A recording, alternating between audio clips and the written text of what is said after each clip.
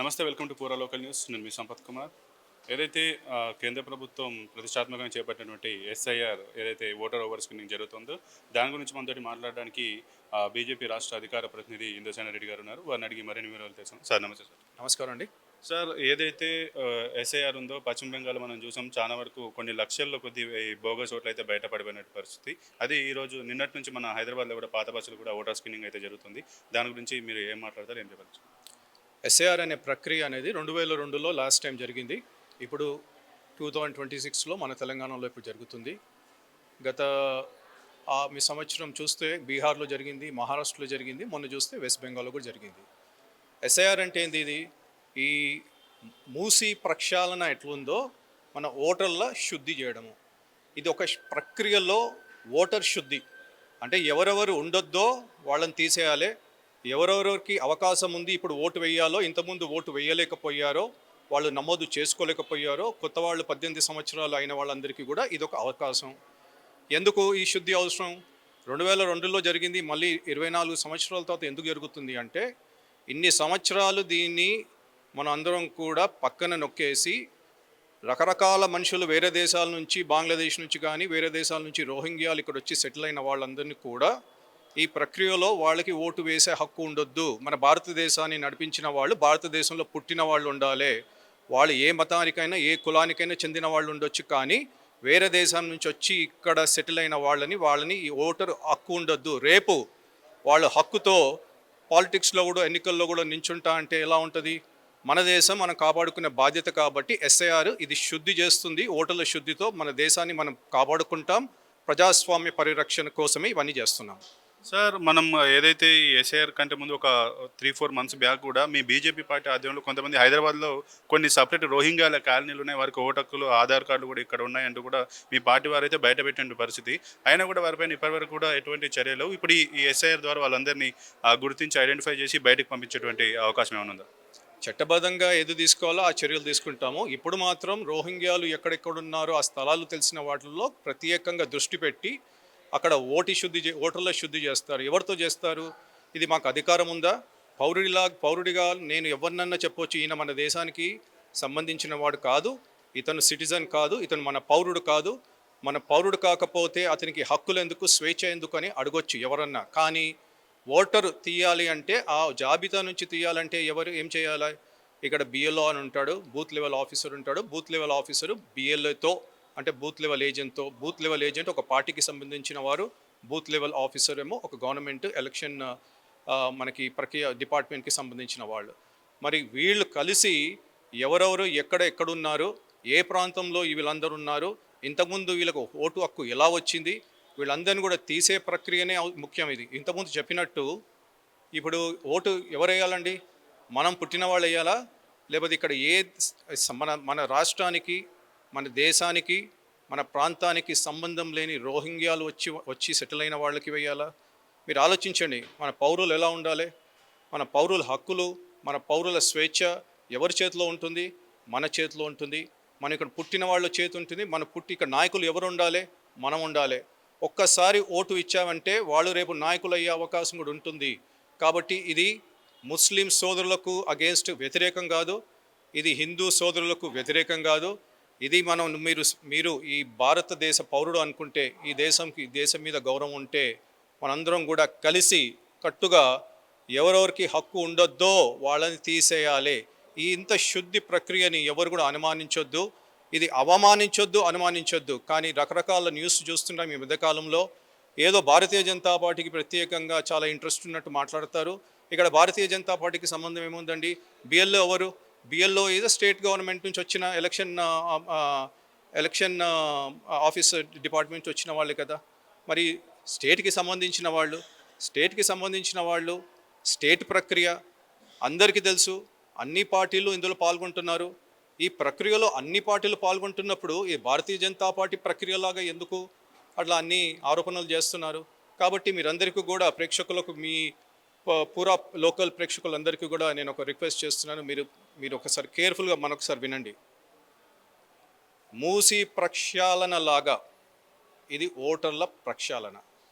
We are removing voter IDs of people who are not eligible to vote in this country. ఇది మన దేశం, ఇది మన రాష్ట్రం, ఇది మన ప్రాంతం.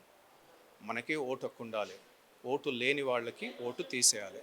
అంత శుద్ధి చేస్తున్నప్పుడు మీరందరూ కూడా సహకరించాలి. అందరు పార్టీలు కూడా సహకరిస్తాయి. వాళ్ళు వేరే విధంగా మాట్లాడుతున్నారు కానీ అందరూ కూడా సహకరిస్తున్నారు. మీడియా అవకాశం వచ్చినప్పుడు, ఏదైనా అవకాశం వచ్చినప్పుడు భారతీయ జనతా పార్టీని తిట్టడానికి మాత్రం ముందుకొస్తారు. కానీ అన్ని పార్టీలు ఇందులో పాల్గొంటున్నారు. మాకంటే ఎక్కువ పాల్గొంటున్నారు. మీరందరూ తెలుసుకోవాలి ఇది. సార్ ఇక ఓల్డ్ సిటీకి వచ్చేసరికి మనకు తెలిసి ఎంఐఎం వాళ్ళు అక్కడ చాలా వరకు ఎన్నో రకాల ఇబ్బందులు అయితే పెడుతూ ఉంటారు, ఎస్పెషల్లీ ఈ ఎలక్షన్కి సంబంధించి విషయాలు వచ్చేసరికి. అయితే వాళ్ళు ఇప్పుడు ఎస్ఆర్కి సంబంధించి ఒక్క ఓటు కూడా మేము పోనీయమంటూ బహిరంగంగానే చెప్తున్నటువంటి పరిస్థితి. అలాంటి వరకు మీరేం చెప్తారు? వాళ్ళకి ఎంఐఎం వాళ్ళకి ఒకటే నా విజ్ఞప్తి ఏంటంటే, మీరు భారతీయులా లేకపోతే ముస్లింలానే గుర్తింపు ఉందా మీకు? ముస్లింలాగా గుర్తింపు ఉండొచ్చు మీకు, కానీ భారతీయులని ఒకసారి అనండి. భారత్ మాతాకి జై అని అనండి. భారతీయులు అంటే ఏంటి?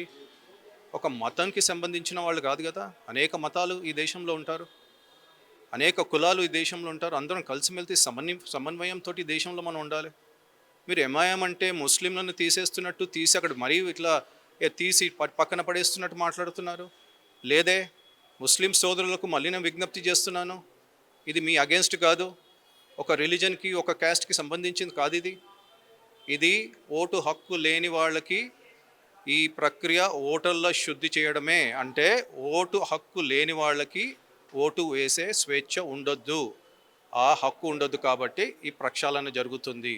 మీకు ఓటు హక్కు ఉంది అంటే సింపుల్గా ఎవ్రీథింగ్ సైంటిఫిక్ బేస్డే ఉంది, ఇక్కడ రికార్డ్ బేస్డే ఉంటుంది. 2025 ప్రకారం మీరు ఓటర్ నమోదు అయి ఉంటే మీకు క్లియర్గా అక్కడ ఫామ్లో రాసి ఉంటుంది.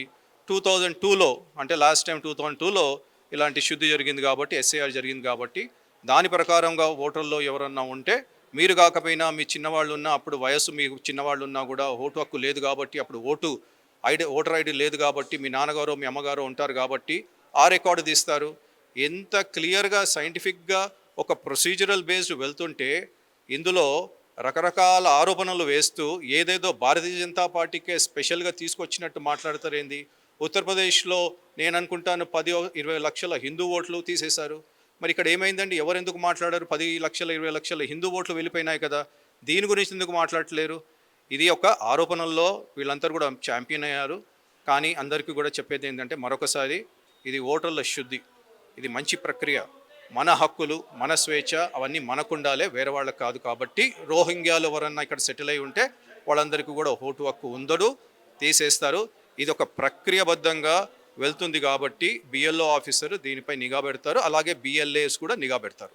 సార్ ఇక స్టార్టింగ్ నుంచి కూడా ఎలక్షన్ కమిషన్ ఆఫ్ ఇండియా పైన అటు కాంగ్రెస్ పార్టీ లీడర్ రాహుల్ గాంధీ అయితే అనేక ఆరోపణలు చేస్తున్నారు. Election commission of India BJP కనుసన్నల్లోనే నడుస్తుంది, వాళ్ళకు అనుకూలంగా ప్రవర్తిస్తుందంటే ఆయన ఆరోపణలు కూడా చేస్తూ వస్తున్నారు. మరి ఇప్పుడు ఈ ఓటర్ స్క్రీనింగ్ ఏదైతే జరుగుతుందో దాన్ని ఏమైనా అవాంతరాలు అయినా కల్పించేటువంటి అవకాశాలు ఉన్నాయని మీరు భావిస్తున్నారు? ఆయనకి ఏం చెప్పదలుచుకున్నారు మీరు?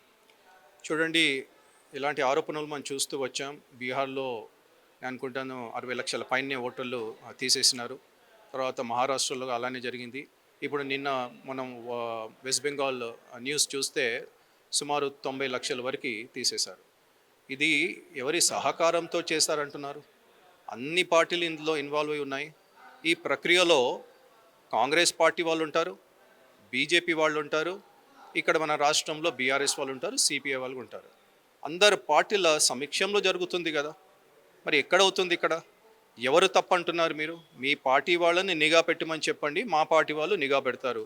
ఇది నిఘా పెట్టేది అంటే ప్రూఫ్ బేస్డ్.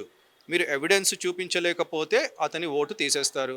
మీరు ఎవిడెన్స్ చూపిస్తే మాత్రం తప్పనిసరిగా ఓటు ఉంటుంది. ఇంత సింపుల్ ప్రక్రియని మీరు అనుమానిస్తున్నారంటే మీలో క్లారిటీ, మీ క్లారిటీ తెలుస్తుంది. మీరు ఓటు లేని వాళ్ళందరినీ కూడా ఓటర్లు నమోదు చేసి వాళ్ళ ఓట్లు సంపాదించాలనుకుంటున్నారేమో. ఆ ప్రక్రియలోనే ఈ శుద్ధి చేస్తున్నాం కాబట్టి మీరు భయపడుతున్నారు. మరి ఇంత స్వచ్ఛమైన ప్రక్రియలో మీరు అందరూ ఎందుకు పాల్గొంటున్నారు? ఇంత సీరియస్ ఎందుకు ఉంటున్నారు? మీరు ఇంత సీరియస్గా ఎందుకు పాల్గొంటున్నారు? మాకంటే ఎక్కువ సీరియస్గా పాల్గొంటున్నారు. మీ ఎలాంటి ప్రక్రియలు, ఎలాంటి మీటింగ్లు పెడుతున్నారో మాకు తెలీదా? ప్రతి రోడ్డు మీద మీరు ఎక్కడో బ్యానర్లు పెడుతున్నారు, తెలీదా మాకు? మా బ్యానర్లు కనబడతాయా మీకు? మాకంటే సీరియస్ ఉన్నది మీరు. మేము కంప్లైంట్ చేయట్లేదు కదా. మీరే ఓపెన్గా చెప్తున్నారు ముస్లిం ఓట్స్ మేము తీయనివ్వమని. ముస్లిం ఓట్స్ తీయమని మేము అనట్లా. ఏ వాళ్ళు బయట దేశాల నుంచి ఇక్కడ తప్పు ఆధారాలతో వచ్చిన వాళ్ళందరినీ కూడా ఏరి పక్కకు పెట్టే ప్రక్రియ ఈ ఎస్ఐఆర్. ఇది మీరు గుర్తుపెట్టుకోండి. Okay, thank you sir. ఏదైతే ఈ ఎస్ఐఆర్కి సంబంధించి ప్రజల్లో ఎలాంటి అపోహలు ఉన్నాయో కేవలం బీజేపీ పార్టీకి అనుకూలంగా వ్యవహరిస్తుందంటూ ఏవైతే ఆరోపణలు వస్తున్నాయో వాటిపైన అయితే ఆ బీజేపీ రాష్ట్ర అధికార ప్రతినిధి ఇంద్రశ్రీనారెడ్డి గారు స్పందించారు. ఇది కేవలం ఓటర్ శుద్ధీకరణ తప్పించి దీంట్లో ఒక పార్టీకి కానీ ఒక మతానికి కానీ కులానికి కానీ ఎటువంటి సంబంధం లేదు. కేవలం భారతీయులుగా పుట్టి వారి యొక్క ఓటు హక్కును భారతీయులు వినియోగించుకునే విధంగా ఉండడానికి ఈ యొక్క ఎస్ఐఆర్ అనేది ప్రవేశపెట్టిందని, దీనికి అందరూ సహకరించాలని అయితే ఆయన చెప్తున్న పరిస్థితి. కెమెరామెన్ సీతారాంతో సంపత్ కుమార్, హైదరాబాద్.